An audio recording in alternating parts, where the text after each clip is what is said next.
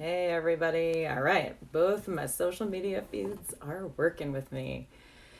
It's 12 o'clock on the East Coast, so it's time for my lives because it's Wednesday. So, welcome, first time viewer, first time caller. I feel like a radio host today.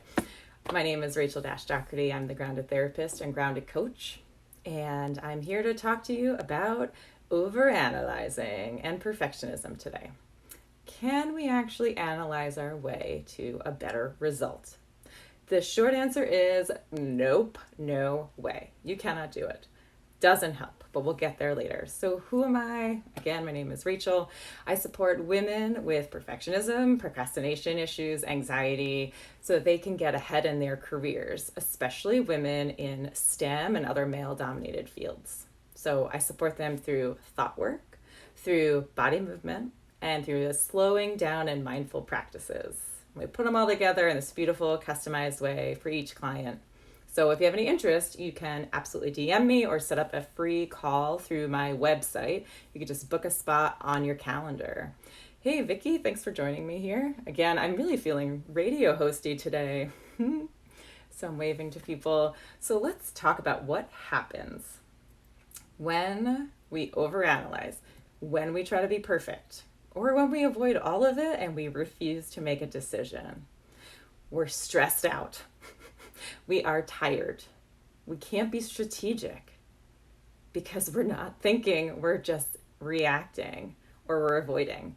It helps fuel our doubt. We get really nervous and start to question our own ability.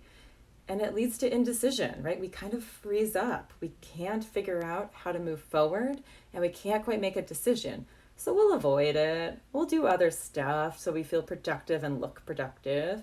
We will come up with some other strategy, or we'll make so many decisions, which leads to indecision, right? Because we think about it, and then we think about it some more, then we worry about it, then we wake up dreaming about it, and it just becomes this endless cycle of doubting yourself, doubting your expertise, your knowledge. And then you can't be strategic because you're exhausted and you're expending all your energy on worrying and not making a decision, right? So I hear this all the time. In fact, I had a conversation with a client today, right? So what happens when we trust ourselves, let go of some of that doubt, is we'll get relief. Take a breath with me, right? It's so relieving to make a decision and carry it out, even if it's wrong, right? And who gets to decide that it's wrong? Sometimes it's us. Sometimes it's our boss. Sometimes it's the world at large, right?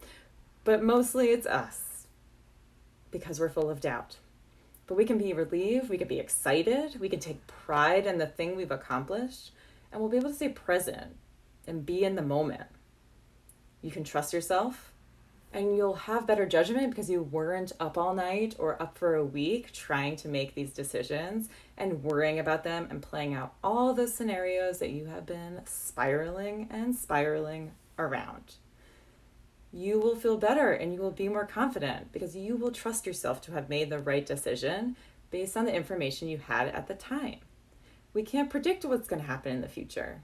We can only make a decision based on the information we have. So I'm not encouraging you to be impulsive and just like decide things and see what happens. Gather your information, figure out the task, be strategic, right? Is this a task you should even be a part of or a project you want to be working on? Use the information you have, reach out to resources, ask questions, gather the information, and contribute and make the decision.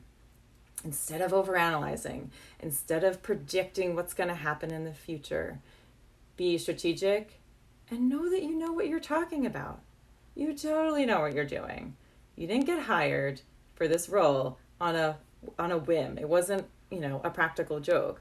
You got the job you got because you are worthy and you are awesome. And you know what you're talking about.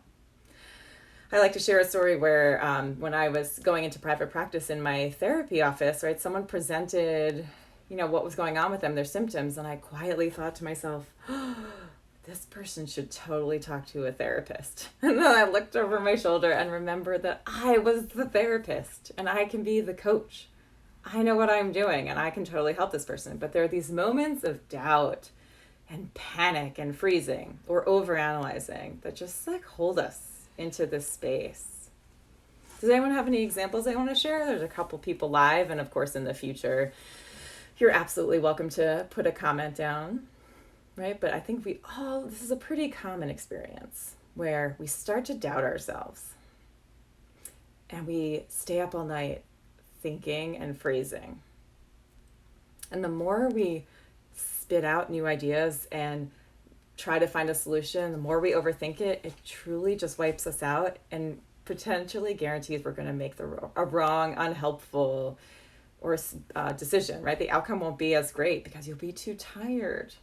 That energy should be for you or your family and friends, right? What you want to contribute versus burning yourself out with stress and worry.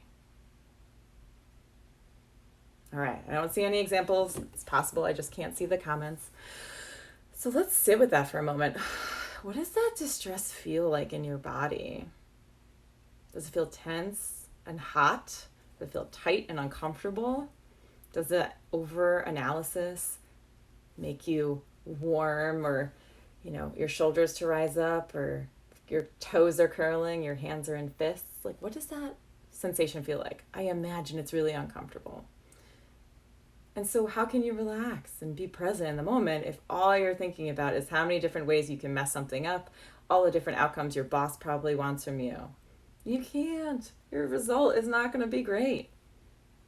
It's going to be conflicted and indecisive, even when you finally get to a decision or someone forces you to make that decision. So be calm. Take time, not too much, right? Like maybe set a timer for 30 minutes. Vacillate, go back and forth. Try to figure out what the solution is, what your decision is going to be, and then make it. And that's it.